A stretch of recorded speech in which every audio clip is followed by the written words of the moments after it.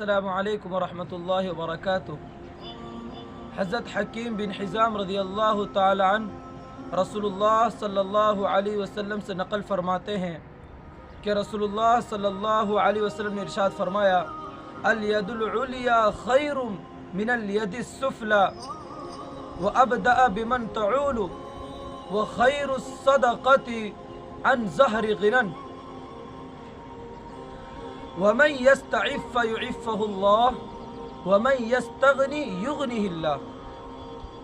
اللہ کے رسول صلی اللہ علیہ وسلم نے فرمایا کہ اوپر والا ہاتھ نیچے والے ہاتھ سے بہتر ہے، اور تم خرچ کرو اور تم صدقہ دینا شروع کرو ان سے جو تمہاری کفالت میں ہو، اور بہترین صدقہ وہ ہے جو مالداری کی پشتی سے ہو۔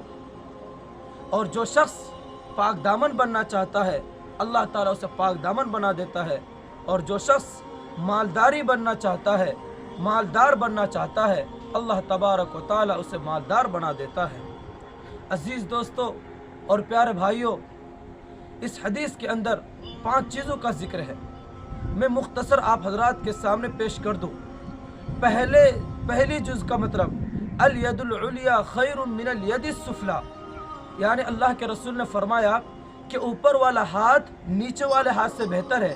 اس کا مطلب یہ ہے کہ خرچ کرنے والا ہاتھ بہتر ہے نہ خرچ کرنے والے ہاتھوں سے۔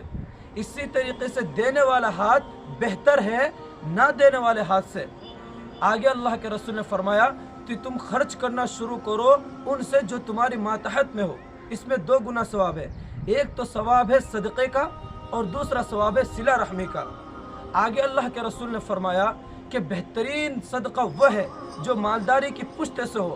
اس میں 2 باتیں ہیں، بعض لوگ کہتے ہیں کہ اہل و عیال پر خرچ کرنے کے بعد جو مال بچے وہ راہ خدا میں خرچ کرو، اور بعض لوگ کہتے ہیں کہ اپنی ضروریات سے جو زائد ہو اسے اللہ کے راہ میں خرچ کرو۔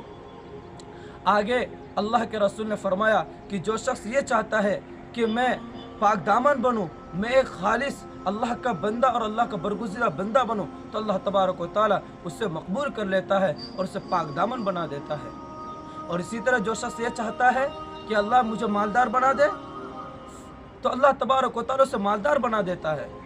میرے عزیز دوستو پیارے بھائیوں، دعا کرو کہ اللہ تبارک و تعالیٰ مجھے بھی اور آپ تمام حضرات کو زیادہ سے زیادہ خرچ کرنے کی توفیق عطا فرمائے، آمین۔ السلام علیکم ورحمۃ اللہ وبرکاتہ۔